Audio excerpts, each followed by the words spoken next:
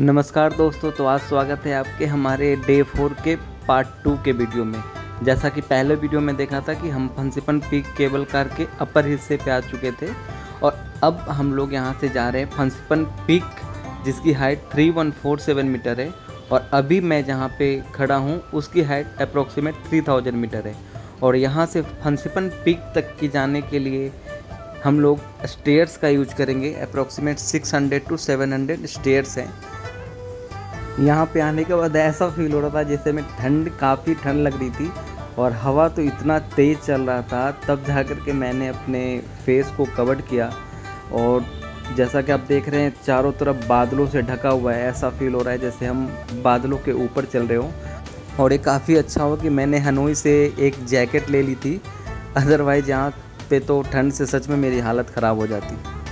यहाँ फंसिपन पीक जाने के रास्ते में आपको मिलेंगे काफ़ी ब्यूटीफुल बौद्ध टेम्पल, बुद्धा स्तूपा और बहुत ही सुंदर पगोडा, जहाँ का वातावरण काफ़ी पवित्र और काफ़ी शांत होता है। यहाँ पे मैंने देखा कई लोग अगरबत्तियाँ भी जलाते हैं, यहाँ पे ध्यान करते हैं।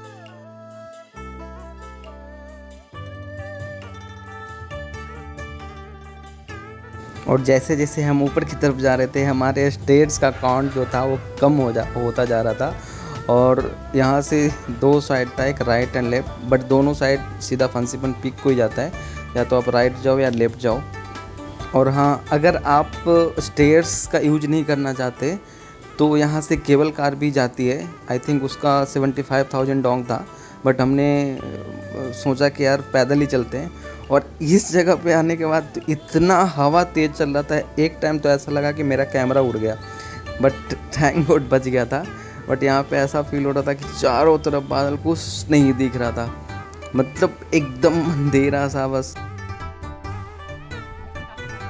और ये पूरे रास्ते ना काफ़ी मधुर म्यूजिक बज रही थी, ऐसा मतलब अलग ही लग रहा था फीलिंग। एक टाइम के लिए तो लगा था कि हमें केबल कार ले लेना चाहिए था, बट जब हम जैसे जैसे ऊपर जा रहे थे ना, फिर हम फील कर रहे थे कि हमने सही डिसीजन लिया स्टेट से जाने का, क्योंकि अगर हम केबल कार से जाते तो शायद हम ये अनुभव नहीं ले पाते।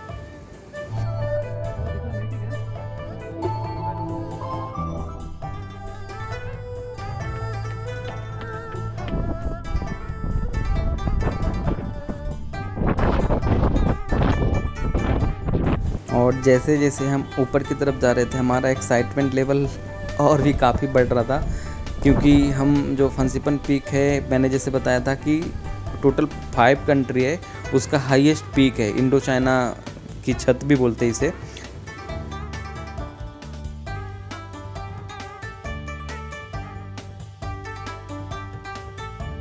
और धीरे धीरे और भी लग रहा था जैसे जैसे हम ऊपर की तरफ जा रहे थे कि अगर हम केबल कार के थ्रू चले जाते ऊपर की तरफ तो शायद हम इतने ब्यूटीफुल आर्किटेक्चरल और ब्यूटीफुल पगोडा शायद मिस ही कर जाते, और इतना शांत और पवित्र जो इन्वायरमेंट था शायद उसे भी हम फील नहीं कर पाते।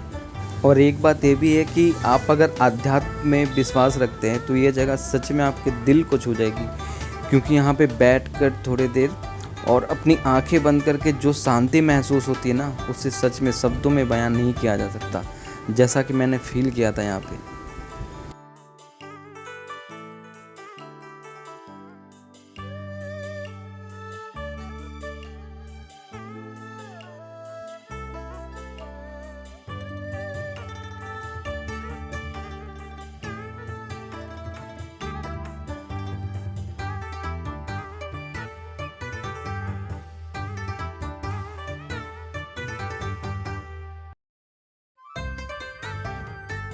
और हम धीरे धीरे धीरे ये स्टेयर्स काउंट था वो हमारा कम होता जा रहा था, और बस मैं एक्साइटेड था, इवन अनुकूल अंकल भी एक्साइटेड थे कि कब हम लोग टॉप पे पहुँचे, और बस उसी का इंतज़ार था कि कब हमें टॉप दिख जाए। और फाइनली जो है यहाँ पे मुझे टॉप दिख गया था, जो कि 3147 मीटर है। और यहाँ पे आप देख रहे थे वियतनाम का फ्लैग लगा हुआ था।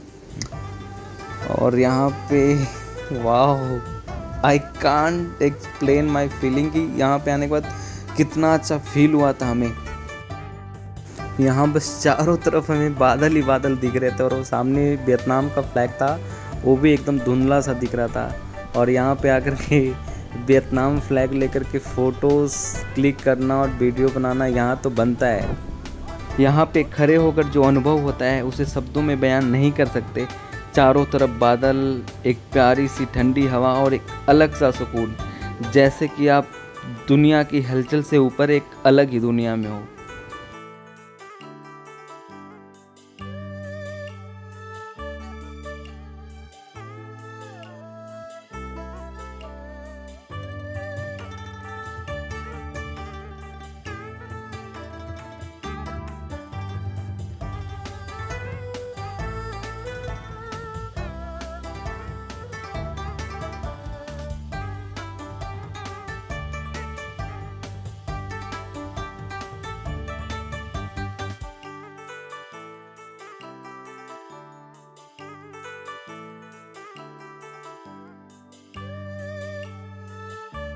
और फंसिपन पीक पे ही एक कॉफ़ी शॉप है जो कि परफेक्ट प्लेस है थोड़ा सा रेस्ट करने का। और जैसा कि वर्ल्ड फेमस है कि वियतनाम की कॉफ़ी जो है सारी दुनिया में फेमस है, तो आप यहाँ पे कॉफ़ी का आनंद ले सकते हैं। और पीक पे थोड़ा टाइम स्पेंड करने के बाद फिर हम लोग अब नीचे की तरफ जा रहे थे। और अभी हम यहाँ से जाएंगे फंसिपन पीक केबल कार जो है वहाँ अपर स्टेशन पे। और देन आफ्टर फिर वही जर्नी रहेगी हमारा केबल कार से नीचे जाना, फिर वहाँ बाय ट्रेन सापा तक जाएंगे।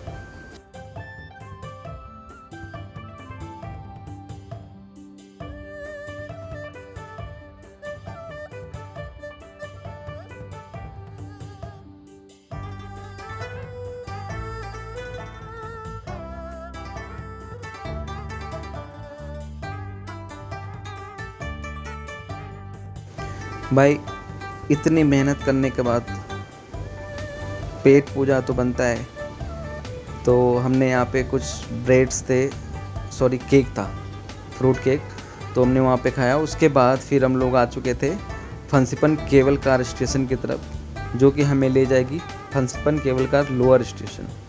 और हम लोग अभी उसी स्टेशन की तरफ बढ़ रहे हैं।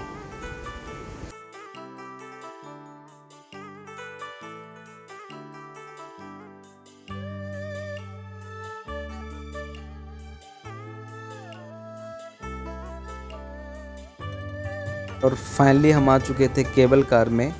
अब यहाँ से नीचे की जो यात्रा रहेगी वो लगभग 15 से 20 मिनट की रहेगी। और यहाँ पे भी ऐसा ही जैसा हम जब ऊपर की तरफ बढ़ रहे थे तो ऐसे ही बादल थे, चारों तरफ बादल से घिरा हुआ। और अभी शाम के टाइम पे थोड़ा वेदर क्लियर था, तो आप देख सकते हो कि नीचे कितना ब्यूटीफुल जो प्लेसेस लग रहे हैं और काफ़ी ब्यूटीफुल माउंटेन्स भी विजिबल थे और काफ़ी प्यारा सा व्यू था यहाँ से। और जैसा कि मैं बता दूँ, इसका जो फेयर था टोटल इंक्लूड था आने जाने का किराया और अलॉन्ग विथ ट्रेन का फेयर, वो था टोटल 10 लाख डोंग्स, जो कि इंडियन रुपीज़ में 3500 रुपीज़ था। और अब हम लगभग 15-20 मिनट की जर्नी के बाद हम लोग पहुँच चुके थे नीचे। और यहाँ से हमारी जो आगे की जर्नी रहेगी वो रहेगी फनिकुलर ट्रेन के द्वारा, जो कि हम सापा तक जाएंगे। और यहाँ पे कुछ सुवेनियर शॉप्स भी थे केबल कार स्टेशन के पास में ही, तो यहाँ पे आप परचेज कर सकते हो। बट हमने तो कुछ नहीं करता क्योंकि हमें भाई साइकिलिंग करनी थी, तो हम एक्स्ट्रा और वेट ले नहीं सकते थे। तो हमने डिसाइड किया है कि हमारा जो साइकिलिंग का लास्ट डे होगा यानी कि हो ची मिन, हम लोग वहाँ से कुछ सुवेनियर परचेज करेंगे।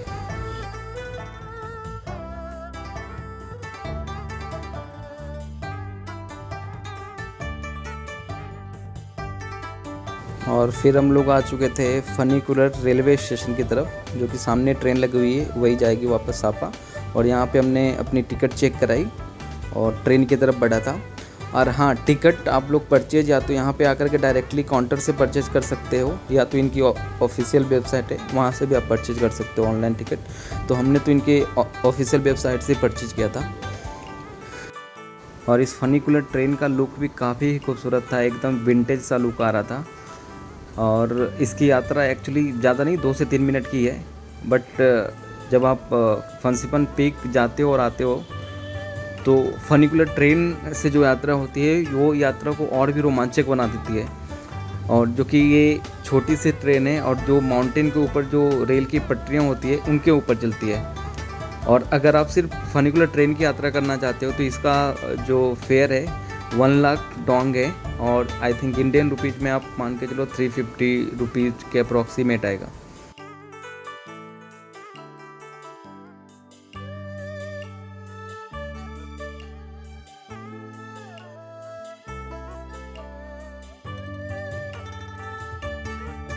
और ये फाइनली इस 2 मिनट की ट्रेन यात्रा और 15 मिनट की केबल कार यात्रा के बाद हम लोग पहुंच चुके थे सापा रेलवे स्टेशन। और अब जो है हम लोग सापा से लाओकाई रेलवे स्टेशन की तरफ जाएंगे, जो कि यहाँ से अप्रोक्सीमेट 35 किलोमीटर की है। और वहाँ से लाओकाई से हमारी जो हनोई की ट्रेन है, जो कि हमारी ऑलरेडी हमने ऑनलाइन बुक कर रखा है। और सापा आने के बाद हम लोग जो है होम स्टे गए और होम स्टे से अपना लगेज कलेक्ट किया। और देन आफ्टर चूँकि 4 बजे की हमारी बस थी जो कि हमें लाओकाई रेलवे स्टेशन तक ड्रॉप करती। और ये जो है बस जो है, अगर आप ट्रेन की टिकट बुक कर रहे हो तो उसके साथ ही आप इसे बुक कर सकते हो, नहीं तो वहाँ से भी आपको बस मिल जाती है। और इसका अप्रोक्सीमेट 50,000 डोंग होता है फेयर।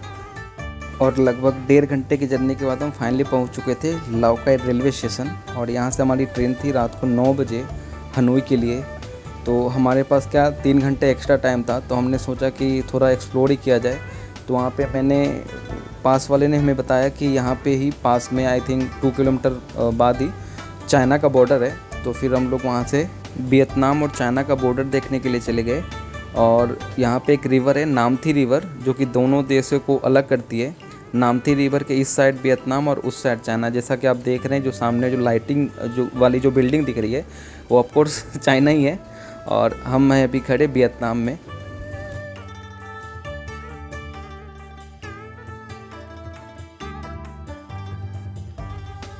और कुछ देर चलने के बाद हमने यहाँ पे नारियल पानी का आनंद लिया। और यहाँ से जो चाइना था ओनली 600 मीटर था।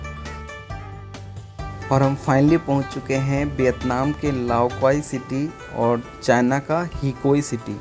जो नदी के उस पार आप जो देख रहे हैं वो चाइना का हिकोई सिटी है, और जब हम इस पार खड़े हैं वो है वियतनाम का लाओकाई सिटी।